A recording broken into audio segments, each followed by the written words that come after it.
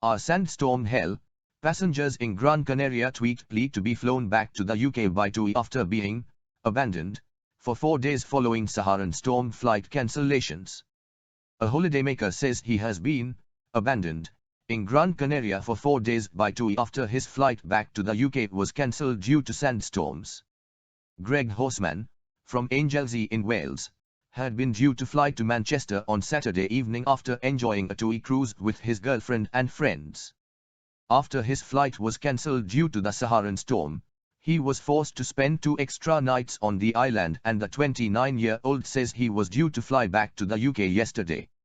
But his flight yesterday evening was also cancelled, with Mr Horsman saying passengers were given different reasons why, from a technical issue to a weather issue.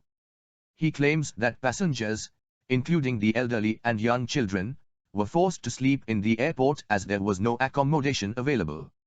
He tweeted a series of pictures showing travelers lying on seats and sitting on the floor. He wrote, "Flight isn't going tonight as the pilot has gone over their hours, no accommodation, so sleeping on the airport floor. Been here over 12 hours today and now finally being given 1 food voucher." Meanwhile, his girlfriend, Catherine Fowles, pleaded with TUI for help on Twitter saying, "Please come and get us from Gran Canaria. We have been abandoned here since yesterday but been brought here every day for 3 days before that. This is our 4th day at the airport. We are sleeping on benches." Today, Mr Horsman says he was told that his flight to Manchester would be leaving at 2:30 p.m. but that just 15 minutes before departure, he was told there weren't enough TUI staff to board the flight. He also claims that other passengers were told the flight was being delayed due to a technical problem. His girlfriend also tweeted, "At TUI been delayed 4 days. Rescue flight Tom 934 due to depart at 14.30, it is 14.33, nobody has boarded, no staff at gate, no explanations." A spokeswoman for TUI said, "We would like to sincerely apologize to customers on flight Tom 934 for the further delay to their return flight. Due to a technical issue with the aircraft, the flight will now be operated by Wamos Air. The safety of our customers and crew is always our highest priority, and we are working tirelessly to get everyone to their destination as quickly as possible. We are working hard to provide all customers with overnight accommodation with meals ahead of their new scheduled departure time of 2:30 a.m. We are very sorry for the inconvenience this is causing and would like to thank our customers for their cooperation and patience. For the most up-to-date flight information, please click here. https://www.tui.co.uk/flight/arrivals-and-departures. President Kovind's dinner for Donald Trump. What is on the menu? President Ramnath Kovind will host a special dinner for his US counterpart Donald Trump at 7:30 p.m. tonight. Trump's wife and First Lady of the US Melania Trump and daughter Ivanka Trump will also be present at the special dinner, which will be hosted at Rashtrapati Bhavan in New Delhi. A widespread menu offering an array of vegetarian and non-vegetarian delicacies has been specially curated for the banquet dinner. The expansive menu boasts of Indian delicacies, but the American taste has been kept in mind. The dinner will start with Cajun spiced salmon, aloo tikki and a variety of soups. An orange-based dish, amuse-bouche, is also likely to be part of the spread. As for the main course, Rashtrapati Bhavan's famous dal raisina will be there. Considering Donald Trump's fondness for meat, there will be dum mutton biryani and a mutton ran dish. He will also be served dum guchchi matar, a moral mushroom dish cooked with peas and mint raita. For the desserts, the US President and his family will relish hazelnut apple pie with salty caramel sauce and malpui rabdi roll. Earlier in the day, Donald Trump enjoyed a gastronomical experience with Prime Minister Narendra Modi. 2 widespread menus, vegetarian and non-vegetarian, were curated for the lunch. Right from mutton ran to mushroom curry in saffron gravy, the menu comprised dishes that gave the US President an authentic taste of India. Sukhbir, if SAD comes to power, electricity bills to be cut by half. SAD Chief Sukhbir Singh Badal Tuesday said that his party will reduce power bills in Punjab by half if they are voted to power in the next assembly polls. Addressing a rally against Congress in his parliamentary constituency Ferozpur, Sukhbir said, I am aware that fat power bills are being sent to many and even to SC families are getting bills of over 50,000 rupees. Only 1.5 years is left now, for the next assembly election. Once our government comes to power, I assure you that your power bills will be reduced by half. On the issue of power purchase agreements, he said, they are blaming SAD-BJP for doing rowing agreements with private thermal plants. If they were rowing, why can't they cancel them? They have added burden of over rupees 4,000 crore on power department by being hand in glove with thermal plants as they could not defend themselves in SC in 2 cases. Adding to the list of SAD's promises, he said, once our government comes to power, everyone will get tubewell connection. Anyone who is left without power connection even in the remotest area will be given that. As I am in the border area, I promise that lands of farmers near border will be registered. As of now, I am aware that many farmers are still facing these difficulties as their land is not in proper revenue records till now. All streets in the villages will be made pakka, will have street lights. Irrigation channels will be made pakka, SC scholarships will be restarted. In short, every village will be made like town. You made a wrong choice and are regretting for the past 3 years. Now you must have realized that, apni hai hand han. Calling Punjab CM Amarinder Singh as the most inefficient CM, he said, I challenged Punjab CM to give charge of the state to me for a month. I will get things working and even the treasury will also be filled. There is no dearth of funds, but in fact there is no political will to do work. They are getting huge funds, there is enough khazana, but they don't know how to manage things. He again targeted police officials, saying he was making a list of cops, who were lodging false furs, against Akli workers. Shehnaz Gill, Balle to Jeans Mehe. Mumbai, former Big Boss 13, contestant Shehnaz Gill, who is fondly called Punjab ki Katrina Kaif, has gone down memory lane and shared a photograph of herself from her days in the controversial reality show.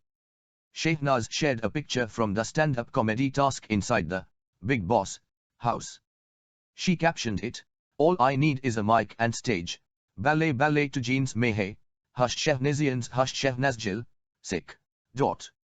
Shehnaz is currently featuring in the Big Boss 13 spin-off series, Mujhse Shaadi Karoj, hosted by Manish Paul. It also has the previous show's finalists Paras Chabra and Shehnaz Gill hunting for the perfect marriage partner. The show will unfold as a Swayamvar, and will see all contestants staying in the same house where Big Boss 13 was played out as they get down to wooing Shehnaz and Paras. In landmark Hush Me Too moment, Hollywood mogul Harvey Weinstein found guilty of rape at New York trial. Former movie producer and Hollywood mogul Harvey Weinstein has finally been found guilty of rape and sexual assault in a trial at the New York Supreme Court. The verdict is important because it marks the deliverance of justice to the aspiring female actors who sparked the hugely important Hush Me Too movement in the wake of the Harvey Weinstein sexual abuse allegations. The jury of 7 men and 5 women took exactly 5 days to reach the verdict. Among the charges levied against him, Weinstein was found guilty of a criminal sex act in the first degree for forcing oral sex on his former production assistant. He was also found guilty of rape in the third degree in relation to a woman in a New York hotel in 2013. It is not yet known, however, that how long his sentence will be, but most legal analysts have noted that a sentence of a minimum 5 years to a maximum of 25 years can be expected. Several women's rights campaigners have noted that the verdict marks an important milestone for the Hush Me Too movement, since it now shows that vulnerable young women falling prey to powerful men in the entertainment industry are not alone and helpless. Even the mighty can fall and the law can deliver them justice.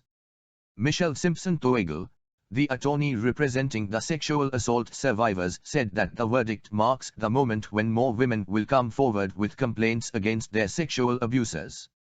No matter how powerful a person is, no matter how much mud or dirt may be flung at those who have the courage to come forward, we are in a new time. The Hush Me Too era has thankfully started to unmask these systems of abuse of power, and now women can be heard and believed, The Guardian quoted Simpson-Toegle. Weinstein, who helmed cult Hollywood flicks like Pulp Fiction and Shakespeare in Love, has over 81 Academy Awards on his belt. His fall for grace was astounding. More than 80 women have claimed that Weinstein sexually harassed or assaulted them over the past 3 decades, and Weinstein has been expelled from the Academy of Motion Picture Arts and Sciences. Police in New York, Los Angeles, Beverly Hills, and London have said they are investigating allegations of sexual assault or rape by Weinstein. The allegations sparked the Hush Me Too social media campaign around the world, and this phenomenon is referred to as the Weinstein effect. On 25 May 2018, Weinstein was arrested in New York and charged with rape. On 6 January 2020, his trial commenced, and he was also charged with rape in Los Angeles. Finally, on February 24 today, Weinstein was found guilty of 2 of 5 felonies in New York. The New York trial today, however, acquitted Weinstein of 3 further charges, including the 2 most serious counts. This included predatory sexual assault and an alternative count of rape in the first degree. If convicted, Weinstein could have been facing a life sentence by now. Entertainment news, Wiki Koshals, Boot, Part 1, The Haunted Ship, dips at the box office. Wiki Koshals, Boot, Part 1, The Haunted Ship, has failed to impress the cinegoers, as a result of which, the earnings have been low. In 4 days of its run at the box office, the film has earned 18 rupees and 68 paise crore, reported trade analyst Saharan Adarsh. On the opening day, Boot minted 5 rupees and 10 paise crore. Over the weekend, it earned close to 11 rupees crore, and Monday's collections went down to 2 rupees and 32 paise crore. Boot dips on day 4. Trending wasn't strong enough over the weekend, and the drop on day 4 indicates rough journey on remaining weekdays, unless metros stay steady. Friday 5.10 cr, Sat 5.52 cr, Sun 5.74 cr, Mo 2.32 cr. Total, 18 rupees and 68 paise cr, Saharan Adarsh said. Boot opened to mixed reviews by the critics. Expectations were high from Wiki Koshal, whose last film, Ori, The Surgical Strike, impressed one and all and also fetched him a national award. Boot, Part 1, The Haunted Ship, follows a couple on an abandoned ship lying static on a beach. It is based on a true incident that took place in Mumbai. Bhumi Pednekar and Ashutosh Rana star in pivotal roles in the film. It has been directed by Bhanu Pratap Singh and co-produced by Karan Johar. Wiki Koshal's film clashed at the box office with Ayushmann Khurrana's Shubh Mangal Zyada Savdhan.